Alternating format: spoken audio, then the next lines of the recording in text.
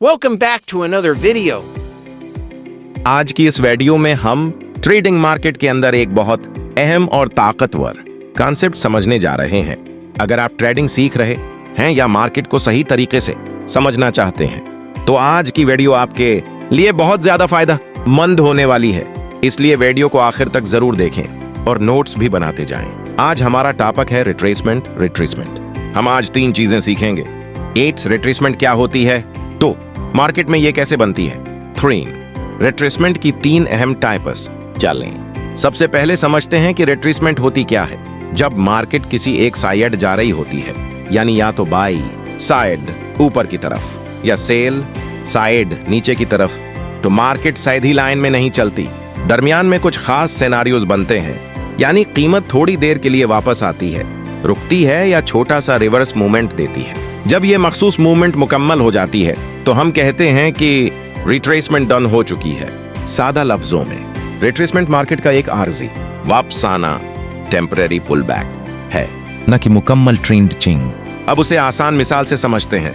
अगर market by side जा रही है तो मार्केट हाई बनाती है, फिर थोड़ी नीचे आती है, फिर दोबारा ऊपर जाती है। ये जो दरमियान में नीचे आना होता है, यही रिट्रेसमेंट होती है। इसी तरह अगर मार्केट सेल साइड जा रही हो, मार्केट लो बनाती है, थोड़ा ऊपर जाती है, फिर दोबारा नीचे आती है। जब नया लो बन जाता है तो हम कहते हैं कि वहां रिट्रेसमेंट मुकम्मल हो गई। इसी वजह से ट्रेडर्स हाई और लो को बहुत गौर से देखते हैं, क्योंकि यही मार्केट स्ट्रक्चर बनाते हैं। ये ट्रेडिंग का बहुत बड़ा सब्जेक्ट है, क्योंकि ज्यादातर प्रोफेशनल ट्रेडर्स रिट्रेसमेंट पर ही एंट्री लेते हैं, न कि रैंडम जगह पर। अब आते हैं रिट्रेसमेंट की 3 अहम टाइप्स की तरफ। पहली टाइप है एंगल्फिंग रिट्रेसमेंट। एंगल्फिंग का मतलब होता है निगल जाना। इस पैटर्न में क्या होता है, एक बड़ी कैंडल बनती है जो पिछली कैंडल को मुकम्मल तौर पर कोर या खा जाती है, यानी दूसरी कैंडल पहली कैंडल के ओपन और क्लोज दोनों को क्रॉस कर देती है। ये हमें बताता है कि मार्केट में ताकत तब्दील हो रही है और रिट्रेसमेंट मुकम्मल होने वाली है। अगर बुलिश एंगल्फिंग बने तो बाई का सिग्नल मजबूत होता है, अगर बियरिश एंगल्फिंग बने तो सेल का प्रेशर ज्यादा समझा जाता है। दूसरी टाइप है 2 कैंडल रिट्रेसमेंट। इसमें 2 कैंडल्स शामिल होती हैं। पहले एक कैंडल बनती है, फिर दूसरी कैंडल आती है जो पहली कैंडल को ब्रेक देती है। आमतौर पर दोनों कैंडल्स एक ही कलर की होती हैं। उसका मतलब ये होता है कि मार्केट ने छोटा सा रिट्रेसमेंट लिया और अब दोबारा मेन ट्रेंड में जाने के लिए तैयार है। ट्रेडर्स इस जगह को कंटिन्यूएशन एंट्री के तौर पर इस्तेमाल करते हैं। तीसरी टाइप है इनसाइड बार रिट्रेसमेंट। इनसाइड बार एक बहुत मशहूर और पावरफुल पैटर्न है। इसमें क्या होता है, पहले एक बड़ी कैंडल बनती है, फिर उसके बाद छोटी कैंडल्स बनती हैं जो पहली कैंडल के अंदर रहती हैं, यानी नई कैंडल का हाई और लो पहली कैंडल के अंदर होता है। ये मार्केट की कन्फ्यूजन या कंसोलिडेशन को जाहिर करता है। जब बाद में मार्केट पहली कैंडल को ब्रेक करती है तो वहां से मजबूत मूवमेंट शुरू होने के इम्कानात बढ़ जाते हैं। इसी ब्रेक को हम रिट्रेसमेंट के खत्म होने का सिग्नल समझते हैं। अब एक अहम बात याद रखें, रिट्रेसमेंट फाइनेंशियल मार्केट्स जैसे कि फॉरेक्स और स्टॉक मार्केट में कामयाब ट्रेडिंग के लिए सिर्फ किस्मत काफी नहीं होती, बल्कि मार्केट की हरकत को समझना बहुत जरूरी होता है।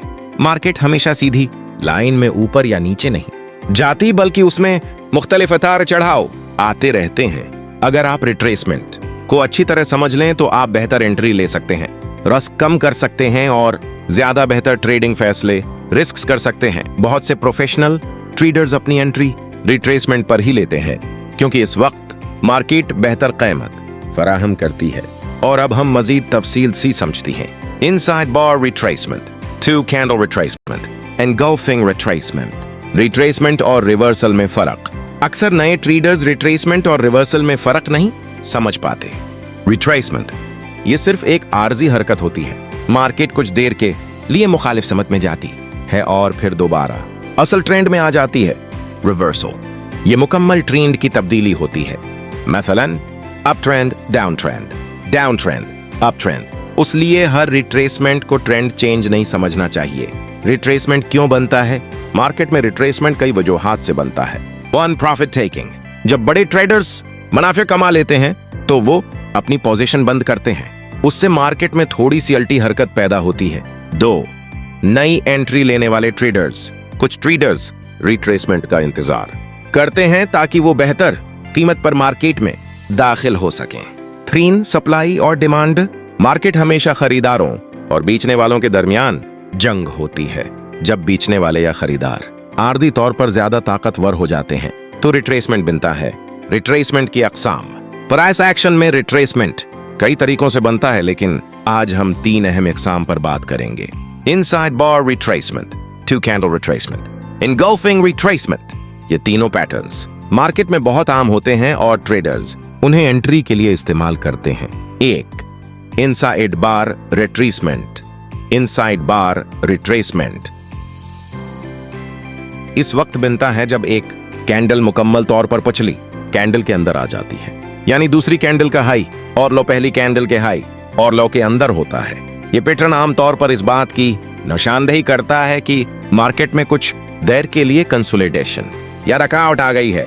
2. Engulfing retracement. Engulfing retracement. Engulfing retracement एक बहुत मजबूत कैंडल स्टक पैटर्न है। इसमें दूसरी कैंडल पहली कैंडल को मुकम्मल तौर पर कोर कर लेती है। अगर मार्केट नीचे जा रही हो और अचानक एक बुलिश एनगल्फिंग कैंडल बन जाए तो उसका मतलब यह हो सकता है कि मार्केट में खरीदार आ गए हैं और कीमत ऊपर जा सकती है।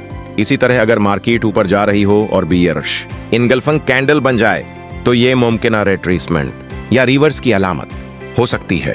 3. 2 candle retracement. 2 candle retracement. 2 candle retracement में मार्केट की हरकत 2 कैंडल्स के जरिए जाहिर होती है। आम तौर पर पहली कैंडल ट्रेंड की समत में होती है और दूसरी कैंडल उसके खिलाफ आती है। मिसाल के तौर पर अगर मार्केट ऊपर जा रही हो और एक बड़ी बुलिश कैंडल बने, फिर उसके बाद एक छोटी बियरिश कैंडल बन जाए तो ये रिट्रेसमेंट की निशानदही कर सकती है। और अगर आप इस तरह की मजीद इंफॉर्मेटिव वीडियो हासिल करना चाहती हैं तो इस चैनल को सब्सक्राइब करें। तब तक खा लियो, अल्लाह हाफिज।